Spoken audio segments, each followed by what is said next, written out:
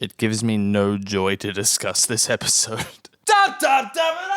Hey look, there's a storm over Dragonstone. Did you guys know that Daenerys was born during a storm on Dragonstone? No one ever brings that up or anything. Daenerys Stormborn. Daenerys Stormborn of the House Targaryen. I am Daenerys Stormborn. Daenerys Stormborn. Daenerys Stormborn. Daenerys Stormborn. Daenerys Gelmasmo and Targaryen entra. Daenerys Gelmasmo. Daenerys Stormborn. Daenerys Targaryen. Gelmasmo. Daenerys Daenerys Stormborn. Daenerys Gelmasmo. Daenerys Stormborn. Daenerys Javasco. Daenerys Daenerys Stormborn. Daenerys Stormborn. Daenerys Stormborn. Daenerys Stormborn. Daenerys Stormborn. On a night like this, you came into the world. Yeah, mate, I think she may already know that one. I remember that storm. It's like they don't expect the audience to remember anything and they just beat you over the head with any potential subtext they could have accidentally written. I always thought this would be a homecoming. Doesn't feel like home. This infuriates me. Dany didn't fit in anywhere until Drogo's Horde. That became her home, the first place where she was actually a person. I've kinda got a video about that. After a couple years doing some other stuff, she returns to the Dothraki and is basically declared their leader. So this line is a great springboard into a discussion of where Dany truly belongs and why Dragonstone doesn't fulfill her the way she thought it would. Maybe not right now, but it's a good setup to dive into that in a future scene. But that never happens, and instead these opening lines are just weird. They don't feel like things real people would say. It's like they know the episode just started, so they can't go into the actual conversation just yet. It's so strange. We could have just started it. Not so many lines. And maybe the audience will just understand what a storm over Dragonstone means without being told by 3 different characters. This is a prime example of the show being needlessly dumbed down. Cersei controls fewer than half the 7 kingdoms. But why? She's a kinslaying, illegitimate ruler with no claim who very obviously nuked the capital. Dany calls Varys out on the secret toast shit, but honestly, in any realistic scenario, nobody should have any loyalty to Cersei except for those she can physically threaten directly. She shouldn't even have control of the Westerlands. People used to tell my brother that sort of thing and he was stupid enough to believe them. You fucking watch what you say about Viserys around these parts. He'd have invaded King's Landing already. Yeah, but only because he's got the Chad energy. You're not here to be Queen of the Ashes. No. I'm not even gonna touch that one. We can take the 7 kingdoms without turning it into a slaughterhouse. Just remember this line for later this episode, okay? Thanks. Daenerys and Varys finally speak with each other. Frankly, it's absurd that they expect us to believe they didn't speak once in the weeks, at least en route to Dragonstone from wherever the fuck. The writers embarrass everybody by bringing up the macrocosm of inconsistencies that we know as Varys. The assassination attempt in season 1 is totes legit in the books because Varys has the whole Aegon thing going on, but that was cut from the show because! So it ends up making 0 sense. So thanks for highlighting that. The crack cocaine spider figured building webs was for suckers. I did what had to be done. To keep yourself alive. Yeah, look, there's no point digging into this line by line because unlike the Unsullied, my brain cells don't just spring back to life after dying. Melisandre arrives in a manner that can only be described as fucking somehow. If only it were Quaith. When did that happen? Varys tries to throw her under the bus, which does make sense for at least one of his personalities. What follows is one of the most stilted exchanges of dialogue I've seen outside of fanfiction. Let me explain. Melisandre says, Merikivio Darilaros os Maragon Costas. All good, and Dany decides to recite the phrase in English, I guess, for no reason whatsoever. I mean, of course there's a reason. It's so Melisandre can awkwardly pull her up on her translation, but Dany doesn't fucking know that, just the writers do. And the result is fucking pointless, because in the grand scheme, this whole prince/princess who was promised shit turns out to be earth-shatteringly irrelevant, and Melisandre thinks it's Jon anyway, who attentive fans will recall is a man. So thanks for the high Valyrian grammar lesson, I guess. Doesn't really roll off the tongue, does it? Just shut the fuck up. Mephistophelandrodopoulos tells Dany to give Jon a squiz. Dany agrees, but only if he kneels, so she doesn't have to stand on her tippy toes. And I am an excellent judge of character. I am yours, and you are mine. I happen to be a great judge of character. I'm not your lady. You are. I happen to be a great judge of character.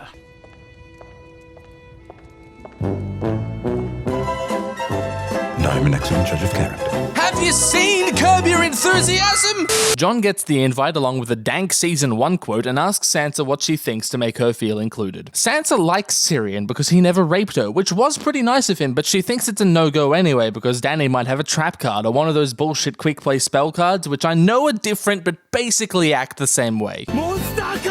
Davos reads Tyrion's letter. Let's dwell on this a moment. Davos has been through so much since the Blackwater. He's learned how to read, he's become a crucial advisor to two kings, he's lost the man he swore his life to and the girl who saw more in him than anyone else did, he's been a victor in 2 battles, and he's seen a man return from the dead. But somewhere along the way, he stopped being a character and started being a prop. Because here, when he reads the words of the man who killed his son, his reaction is... Sounds like a charmer. He then goes on to almost recommend the alliance because dragons breathe fire. All of the elements of a good dramatic conversation were here. A decently compelling stimulus and 3 different characters with somewhat conflicting motivations and perspectives. Jon is unsure what to do. He likes Tyrion but doesn't know him too well, so he seeks Sansa's advice as to his true character. So far, so good. Sansa testifies that Tyrion was good to her and is not like other Lannisters. Yes, okay, this works. Then she says, yeah, nah, I still think you shouldn't do it. I can't make this up. Davos, who is well within his rights to despise Tyrion as much as anyone hates Cersei, says, dragons breathe fire. It is breathtaking how badly they fucked this up. This scene perfectly demonstrates what is wrong with these hacks. In the hands of competent writers, this scene could have been honestly amazing. Only 2 episodes ago, Davos voiced his fury against Melisandre. This could have been the moment that cemented Davos as righteous and passionate and vengeful, reflecting the man he once idolized, and developed some actual conflict between the Jon and Daenerys camps. I'm not saying that my idea is what should have happened, but what did happen makes no sense and is insulting to both us, the audience, and Liam Cunningham, whose wonderful skills and devotion to this show were wasted on this trite. I'm sorry, Balthramore. They just didn't care about you or your character. Cersei is doing some old-fashioned fear-mongering, and I don't have a problem with it, but... This is how Olenna Tyrell rewards centuries of service and loyalty. We're just gonna gloss over Olenna somehow being in charge. I just don't get it. She's of a different house and the previous ruler's widowed mother. There's no reason to... I just got it. If Cersei says that, then... Yeah. Randall asks how you're gonna deal with the flying fire lizards, and Qyburn says, we are currently at work on a solution. And dude, now is not the time to be coy. You're here to convince these fuckers to fight for you. It's not hard. Rickon, isn't it? Dickon. It's comedy gold!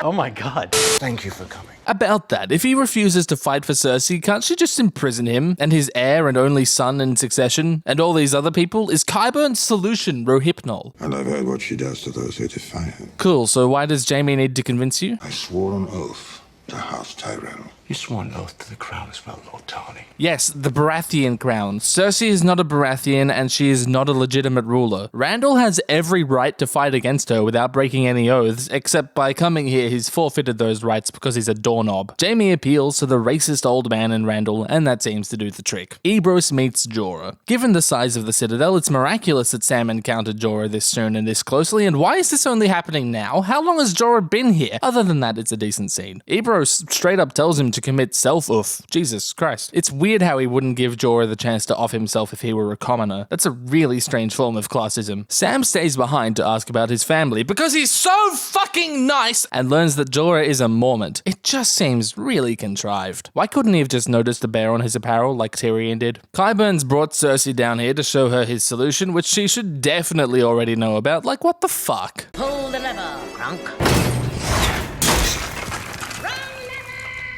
Qyburn willfully destroys a priceless artifact for no reason. For no reason! Back on Dragonstone, how did all these people get here? The city will fall within a day. Hey, We turn the dragons when did loose. you... Tens of thousands will die in the firestorm. Let me It's for finish. war. Hey, You don't have the stomach for it. shut up. Scurry Let me back finish. We turn the dragons loose. Tens of thousands will die in the firestorm. You don't even have to do that. Just like show up on the dragon, maybe demonstrate what it can do, and any reasonable person will surrender, especially if they're pregnant. Why are the only options disintegrate King's Landing and 0 dragons? Visenya took the Vale by a display of power. I just wish anyone would bring this shit up, especially if people are making comparisons to Aegon's conquest in this episode. I like the agitation between Tyrion and Ellaria. It makes sense. It makes me annoyed that Davos has forgotten his son. I am not here to be Queen of the Ashes. Please, stop saying it. It just hurts. We will not attack King's Landing. We will lay siege to the capital surrounding the city on all sides. The painted table is looking pretty fucking unpainted, eh? If we besiege the city with foreigners, we prove her point. The Dornish will lay siege to the capital. Dorne is foreign too, you numbskull. Okay, so Tyrion's plan is to send Yara to Sunspear with Ellaria and leave her there so she can bring the Dornish army back to King's Landing so they can besiege it instead of just, taking it. The Tyrell army will also be there. Maybe they could get there by sailing their own ships or by walking there, or maybe they'll take the Rock and we'll sort out the details later. So the dragons will roost on Dragonstone for the home where they live and stuff, and the Dothraki can do a siege while the Unsullied assault the castle, even though I thought we weren't going to turn this into a slaughterhouse. They're going to sail there on the Iron Fleet, where did I put my notes? The bay. Who's gonna feed all these horses? And they present this plan as like the oh shit, Tyrion's so clever moment where everyone's like, oh yeah, this is gonna work. Did you guys know Theon was in that scene? He's hard to see against the wall sometimes. Olenna has a D&M with Dany where she tells her to just be herself. This scene occurs because we all know Olenna's gonna die in the next episode. Olenna has been shown through the series to be a world-class manipulator, and here she manipulates Dany into using her dragons to melt people by telling her that she's never listened to clever men and that's why she outlives them. I've got nothing. It's the cunnilingus scene. Hooray! This might be the first scene of the season that actually makes total sense, and all it took was an awkwardly long not sex scene between two relatively inconsequential characters. Incredible. I mean, Wormo says that his love for Melisandre is what gave him fear, and you could argue that maybe Dany's vision for the world could have given him fear sooner, but good golly, they're both total hotties. Ebro's assigned some reading we all know Sam isn't going to do. This is college after all. You don't like the title? What would you call it then? Possibly something a bit more poetic? Fuck you. In trying to convince Ebros to let him attempt to cure Jorah, Sam brings up an Archmaester Pylos. In the books, Pylos is the new maester on Dragonstone, who they wrote out of the show and split his role between Shireen Baratheon and none other than Mathos Seaworth. Tweedledave and Tweedledan really outdid themselves. Not only did they strike Davos' son from his memory this episode, they also shoved the name of the guy he replaced in our faces as if to gloat about how he's not in the show's continuity anymore. Fuck you. Jorah is writing a final letter to Dany. He's addressed it to Khaleesi, which would be like Boris Johnson writing to Lizzie and addressing it the Queen. It's just weird. It's a title, not a pet name. Sam cures Jorah with a forbidden procedure that's only worked twice and killed the practitioner. It is never again relevant and is hardly ever brought up again. Fuck all the other people with grayscale. I need to help the estranged son of that guy who yelled at me. Sam basically cures cancer for just the one guy, and the only other person who's ever done of it died of AIDS. The scene's well done though. Wait, is this extremely dangerous and delicate procedure just simply knifing the shit off? Best transition in the show's run. Props. You've been making pies? One or two. Ha ha ha ha ha! It's so funny that Arya killed all those people. Ha ha ha ha! Hot Pie makes the best season 1 callback we ever got. I think she was a knight because she had armor on. The next few lines from Hot Pie are delivered really strangely, and the camera just sits on Arya eating. It feels like ADR. Also, did Cersei just cop the blame for the Sept? How is she still in any power? She exploded the Vatican in a pre-Enlightenment, hyper-religious society. How she isn't instantly decried as some kind of antichrist mega-Hitler is beyond me. No. The Bottons are dead. How could she possibly not already know that?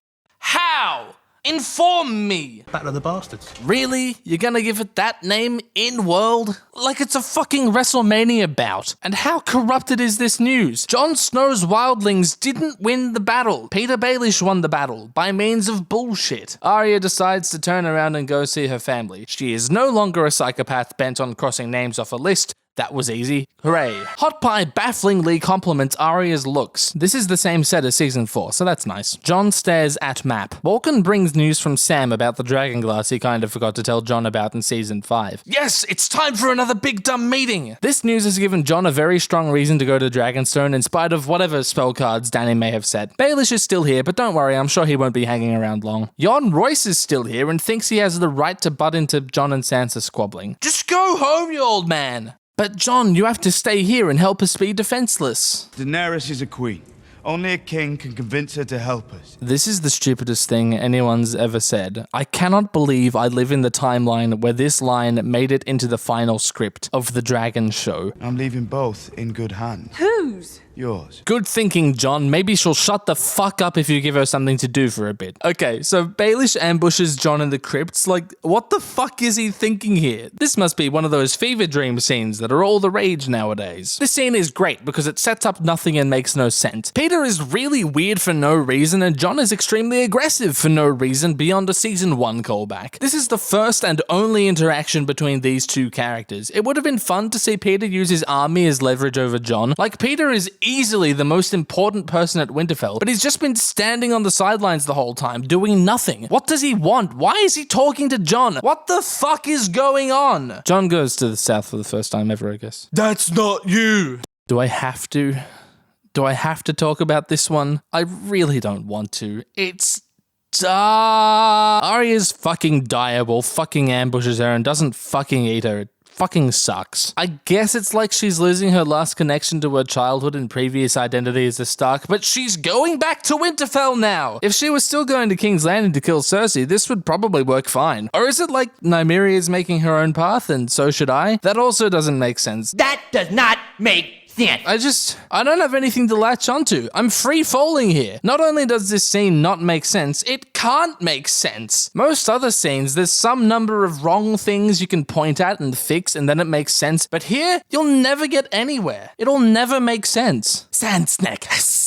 I want to die. Hey, does Theon get to talk in this scene? Yara and Ellaria try to figure out which one of them is the Dom. It's fine. Holy shit, he did it! Very crass, well done. How does a fleet sneak up on you? Kind of forgot. Euron. Wow, thanks! I couldn't tell who it was, but now I know. Thanks! So there's this big dumb naval battle because we need to have a big dumb battle in every episode. It's just kinda a battle. There's fire and shit and axes and death. We've seen it all before. Quick, send one girl to protect the person in charge of Dawn. Oh no, who could have seen this coming? I guess they heard that we didn't like the snacks, so they killed them all except the one whose tits we liked that one time. What the fuck else is poor Theon supposed to do in this situation? Woo! Woo! Okay, it's fucking ridiculous that nobody's capturing him. I don't even want to talk about it. I'm dead inside, and I'm annoyed the battle ended before I found out which one of them was the Dom. There's another one next week. Press the relevant buttons to ensure you are notified. You should all join me in thanking my sugar daddies, Jonah Wiegand and Ondreas. Patreon, Discord, kapow, yeah. And remember, kids, love with your heart and hate with every accessible fiber of your being. Have you seen the Season 8 Pisstakes? That's not you! That's not you. That's not you. That's not you. That's not you. That's not you. That's not you. That's not you. My neighbors must think I'm insane.